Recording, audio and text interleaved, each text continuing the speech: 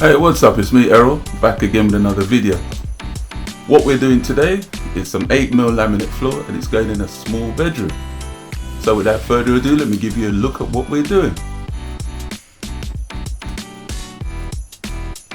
Now that you've seen what we're doing, let's crack on with some underlay.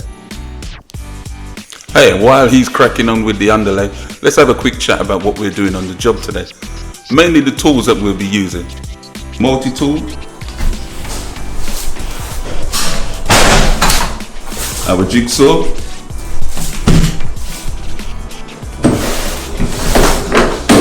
tapping block, rubber hammer,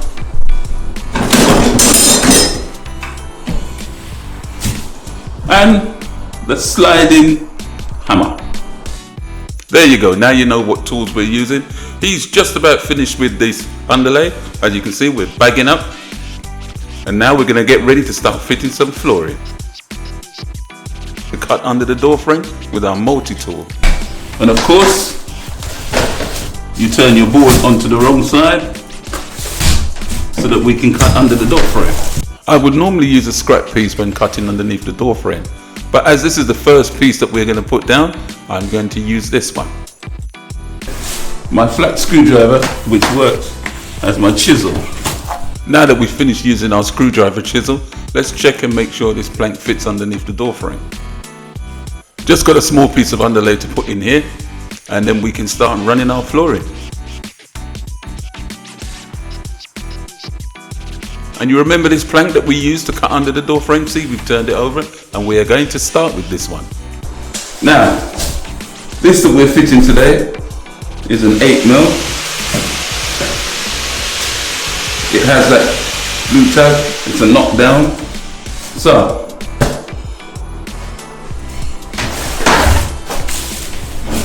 I like to have this facing towards me.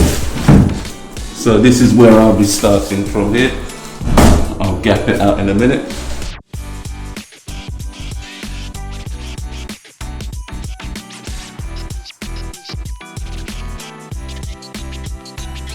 Now that we've got our first row in place, we can crack on with the rest of the floor.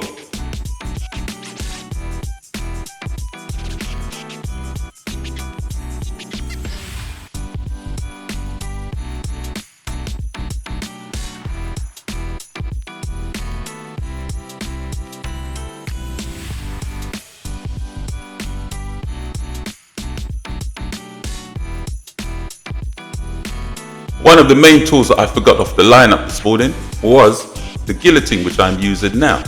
It's fast becoming one of my favorite tools. The reason why the guillotine is becoming one of my favorite tools is because it gives off no dust when cutting. Being that the flooring that you're using is made of MDF, when you use the jigsaw on it, you get a lot of dust. The laminate cutter doesn't give you any dust.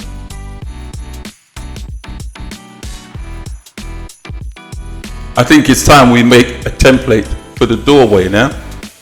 When making the template, I get a little bit of cardboard off the side of one of the boxes. I find that making a template is the easiest way around. That way you make all your mistakes on your bit of cardboard and not in the laminate. Right, now that we've made our template, we'll just have a quick test fit, and then we shall put it on a piece of laminate, trace it out, and use the jigsaw to cut it out.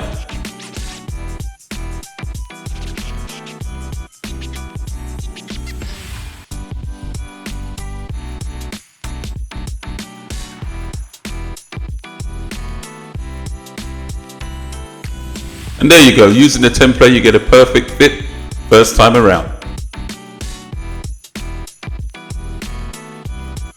Yeah, what I'm going to do now is make a small pencil mark so that I know where to connect it to. So when I push the laminate back in, it all goes under in the correct position.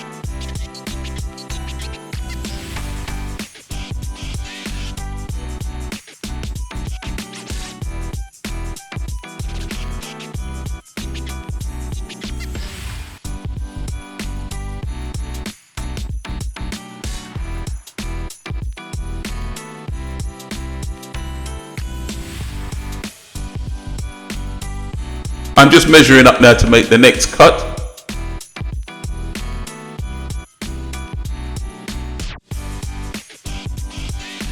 In this particular room, this was the last tricky cut.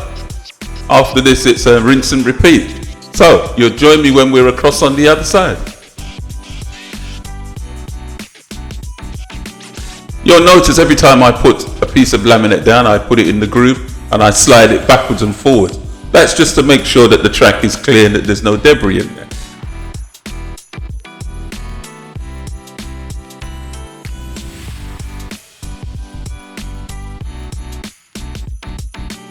The pieces that you start each row with tend to come from the last cut you made on the row before. And the reason why you start with that short piece is so that you always end up with a random pattern all the way across your floor.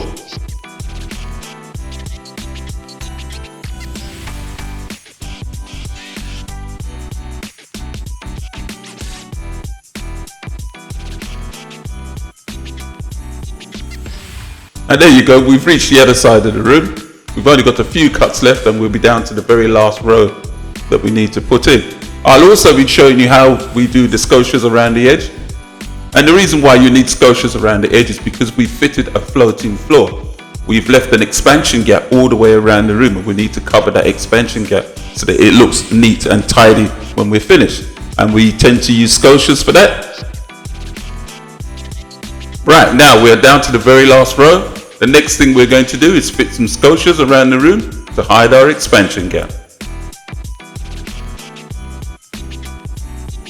We're about ready now to put our scotias around the room. So the tools that we'll be using is a miter box, a nail gun, which is 606, it fires brads and U-nails. We'll also be using a small saw. So without further ado, let's get these scotias fitted. And you may well ask, why do we need scotias around the room? The main reason for that is because we fit a floating floor. You leave an expansion gap all the way around. In this case, I think the expansion gap I left was 8 mil. And what is a floating floor, I hear you ask? Well, basically a floating floor is a flooring that's been fitted that's not attached to the subfloor in any way. So therefore then it allows it to move. As the temperature in your house changes, the floor will expand or contract accordingly. And that exactly is what the floating floor is.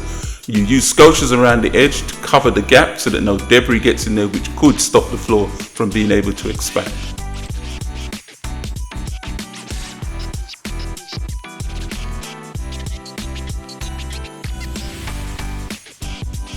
And there you go, we're just about done with this one now.